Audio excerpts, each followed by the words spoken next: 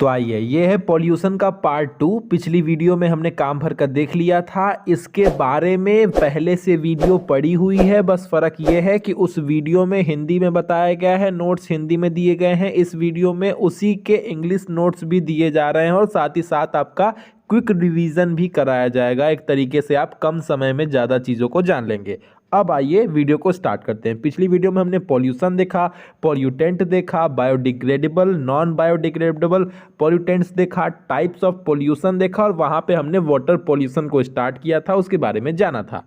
अब हम water pollution से होने वाले हार्मफुल इफेक्ट के बारे में जानेंगे कि उसका क्या क्या आपका दुष्प्रभाव पड़ता है अगर पानी आपका गंदा हो। तो सबसे पहले बात करते हैं कि इफेक्ट ऑन ह्यूमंस, यानी कि ह्यूमंस के ऊपर, इंसानों के ऊपर गंदे पानी का क्या प्रभाव पड़ता है, पहले ये समझिए। देखिए, water is an essential resources for all life on earth. If a water source becomes contaminated due to pollution, it can lead to health issue in humans such as cancer और कार्डियोवास्कुलर कंडीशंस। सिंपल सी बात कही कि water जो अर्थ का बहुत ही essential, बहुत ही जरूरी रिसोर्स है सभी जीवन के लिए। इसके अलावा अगर ये वाटर है वो कॉन्टामिनेटेड हो जाए, यानी कि दूषित हो जाए, गंदा हो जाए पॉल्यूशन की वजह से, तो ये बहुत सारे हेल्थ इशू को क्रिएट करती है ह्यूमंस के अंदर। जैसे एग्जांपल के तौर पे कैंसर और कार्डियोवास्कुलर कंडीशंस, यानी कि दिल से संबंधित कुछ प्रॉब्लम हो सकती है, ये सब वगैरह।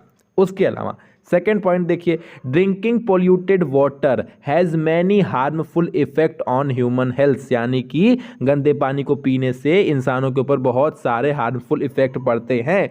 There are many micro organisms in polluted water. जो पोल्यूटेड वाटर होता है उसमें बहुत सारे माइक्रो ऑर्गेनिज्म होते हैं which become causes of different types of disease, जो अलग अलग प्रकार के डिजीज को कॉज करते हैं, यानी कि क्रिएट करते हैं, पैदा करते हैं। एग्जाम्पल के तौर पे typhoid, jaundice, malaria, yellow fever, Kalra, chicken pox, ये सब जो डिजीज हैं वो गंदे पानी के पीने की वजह से ये फैलती है। ठीक है, तो गंदे पानी को पीने की वजह से 50 अलग अलग प्रकार के डिजीज फैलते हैं। सिंपल सी बात है, यही चीज़ लिखी गई है, हिंदी इंग्लिश दोनों मैंने दे दिया, कहानी खत्म।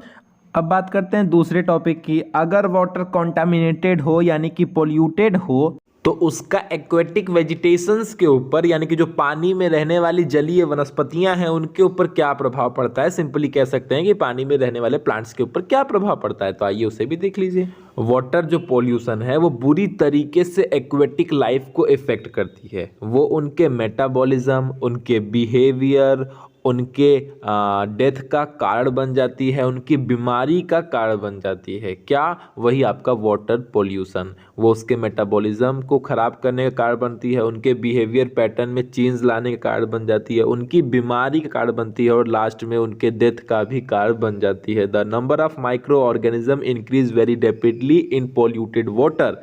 These microorganisms get collected in groups which are also known as the sewage fungus, whose effects fall on the aquatic vegetations. यानी कि सिंपल सी बात है कि जो आपका पानी पोल्यूटेड होता है उसमें बहुत तेजी से माइक्रो ऑर्गेनिज्म बहुत तेजी से इंक्रीज करते हैं। ठीक है, जो आपस में कलेक्ट होकर ग्रुप के फॉर्म में होकर सीवेज फंगस बना लेते हैं। एक तरीके से समझिए गंदा पदार्थ बना लेते हैं। ठीक है, ऊपर उनके काला काला ये जम जाता है और जिसका इफेक्ट एक्वेटिक वेजिटेशंस के ऊपर पड़ता है और उस पानी में प्रेजेंट नाइट्रोजन, फॉस्फोरस, इनके कारण, ठीक है, इस तरीके के सब्सटेंस के कारण जो आपका एल्गी की ग्रोथ होती है, यानी कि जो आपका सिंपल भाषा में कहा जाए तो काई होता है, वो काई बहुत तेजी से बढ़ता है। किसकी वजह से? नाइट्रोजन की। उस पोल्यूटेड वाटर में प्रेजेंट फास्फोरस, नाइट्रोजन, इसकी वजह से जो एल्गी है वो बहुत तेजी से बढ़ता है, जिसकी वजह से एल्गी बहुत मोटी एक लेयर बन जाती है पानी की सरफेस पे और उसकी वजह से जो सनलाइट है वो पानी के बहुत डीपली नहीं जा पाती है, बहुत अंदर तक नहीं जा पाती है, जिसका इफेक्ट उस पानी में रहने वाले वेजिटेशंस के ऊपर पड़ता है। सिंपल सी बात है, सिंपल सी कॉन्सेप्ट है और आपको बहुत ज़्यादा समझाने की जरूरत नहीं है, तो इसकी कहानी भी यहीं पर खत्म। अब हमारी कहानी सुनिए। आज ये जो सारी टाइपिंग मैंने की है, क्योंकि ये तो स्क्रीनशॉट है तो इससे तो कोई दिक्कत है नहीं, जो मैंने टाइपिंग की है ये सारी टाइपिंग मैंने उल्टे हाथ से की है। और अब तक मैं अपने उल्टे हाथ को बड़ा घटिया मानता था, बड़ा ख़राब मानता था, लेकिन आज समय की ऐसी प्रक्रिया है कि सीधा हाथ सही से चल नहीं रहा है। थोड़ी पता नहीं क्या हो गई है, सोने की वजह से लगता है उसी हाथ पे सो गया था कि क्या किया हूँ। अजीबोगरीब हालत हो गई है हाथ की, ऐसे आप देख सकते हैं। और इस तरीके से अजीबोगरीब बिना जिम गए कट निकल आए हैं और पता नहीं क्या हुआ है, भगवान जाने। और दर्द कर रहा है वो हाथ, ऐसे फोल्ड करने में, खोलने बंद करने में, या आटा सानना हो रहा है या सब्जी काटनी हो रही है, सारा काम मैं इस टाइम पे अपने उल्टे हाथ से ही कर रहा। तो मुझे समझ में आया है कि कह सकते हैं आपकी परिस्थितियाँ मुझे समझा दी कि ये मेरा उल्टा हाथ भी कितने काम का है, वरना हमको समझता था कि का ही करता है, बड़ा कमज़ोर हाथ है वगैरह वगैरह। लेकिन आज इस हाथ के थोड़े दिन के लिए मर जाने की वजह से ये हाथ कितना सपोर्टिव हो जा रहा है। तो अपनी इस कंडीशन को देख के एक ही लाइन याद आ रही है कि जो एक कहावत कही जाती है ना कि बंद खराब पड़ी घड़ी भी या बंद पड़ी घड़ी भी एक दिन में 2 बार सही समय बता ही देती है। तो बस वही हाल है हमारे हाथ का भी है। आज हमको अपने हाथ का ज्ञान हो गया, अब का ही कहेंगे, वरना फालतू में अपने हाथ को बेचारे को दिन भर कोसता रहता था। चलिए देखिए, अब हम बात करते हैं इफेक्ट ऑन एक्वेटिक ऑर्गेनिज्म, यानी कि अगर पानी गंदा हो तो उसका एक्वेटिक ऑर्गेनिज्म के ऊपर क्या प्रभाव पड़ेगा। सिंपल सी बात है, उनके ऊपर भी बहुत डेंजरस प्रभाव ही पड़ेगा, क्योंकि अगर एक्वेटिक वेजिटेशंस के ऊपर पड़ रहा है तो एक्वेटिक ऑर्गेनिज्म के ऊपर भी पड़ेगा ही पड़ेगा। तो देखिए क्या होता है, उनको ऑक्सीजन की कमी हो जाती है और थोड़े थोड़े वो मरने स्टार्ट हो जाते हैं जब ऑक्सीजन नहीं मिलेगा पानी में उस हिसाब से, और ऐसे ऐसे गंदे केमिकल्स आ जाते हैं जिसकी वजह से उनमें बहुत सारी बीमारियां क्रिएट हो जाती हैं। इसके अलावा भी कुछ ऐसे बैक्टीरिया होते हैं जो आपके मतलब कुछ ऐसे एनिमल्स होते हैं जो बैक्टीरिया को फीड करके सरवाइव करते हैं, ठीक है। और कुछ ऐसे एनिमल्स होते हैं जो सिर्फ प्योर वाटर में ही पाए जाते हैं।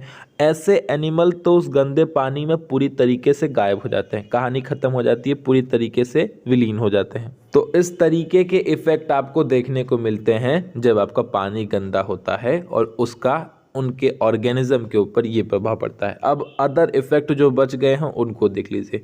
उनमें क्या होता है, जैसे the water become tasteless and dirty and bad smell start coming from it, यानी कि जो आपका वाटर का स्मेल है वो टेस्टलेस हो जाता है, मतलब माफ़ कीजिएगा, जो उसका टेस्ट है वो टेस्टलेस हो जाता है, डर्टी तो रहता ही है और गंदी बदबू उसमें से आती है।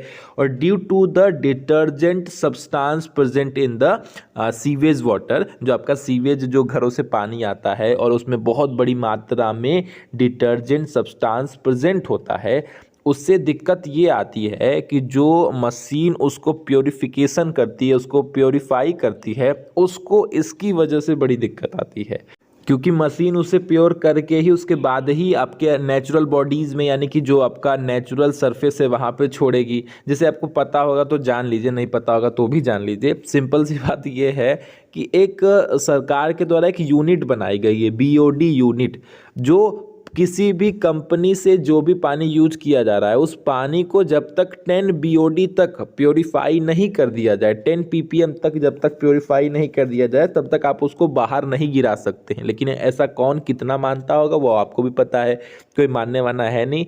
वो वैसे ही पानी को उठाते हैं और जहाँ भी फेंकना होता है वहाँ पे अपना गिरा के कहानी एक तरीके से अपना छुटकारा करते हैं, बाकी चाहे कुछ हो चाहे ना।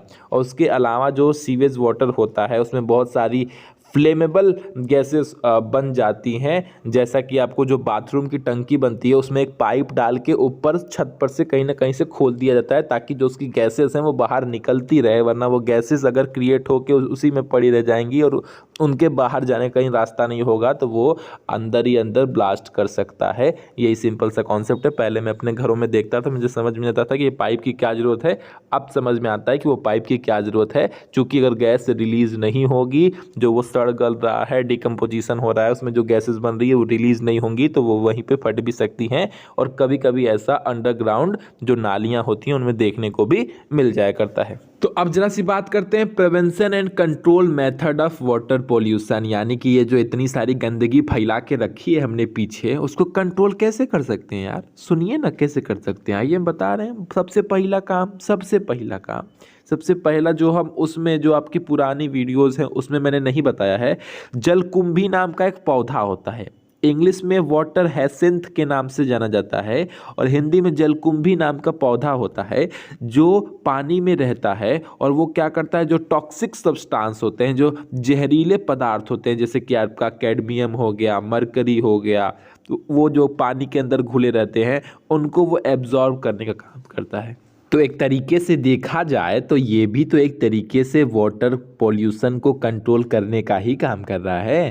क्या नहीं समझते हैं? दूसरा समझिए, it is important to dispose of water carefully and not to dump it directly into water bodies without proper waste treatment. यानी कि यहाँ पे सिंपल सा कहना बात है, मतलब कहने की बात है, जो गंदा पानी है उसे डायरेक्टली हम वाटर बॉडीज़ में या किसी नदी में या किसी तालाब में न डाल दें, पहले उसे वाटर ट्रीटमेंट दें, यानी कि पहले उसको साफ़ करें, उसको 10 ppm तक लाएं, जो कि सरकार के द्वारा मानक एक स्टैंडर्ड यूनिट है, वहाँ तक पानी को साफ़ करें, उसके बाद ही कहीं उसे आपका नेचुरल रिसोर्सेस में छोड़ें।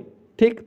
तीसरी चीज़ समझिए, जो इंडस्ट्रीज़ होती हैं जो पानी का यूज करती हैं और उसमें बहुत सारे केमिकल डिस्पोज करती हैं, उनको भी पहले चाहिए कि पहले वो उसको ट्रीट करें और ट्रीट करने के बाद ही उसे बाहर कहीं भी गिराएं।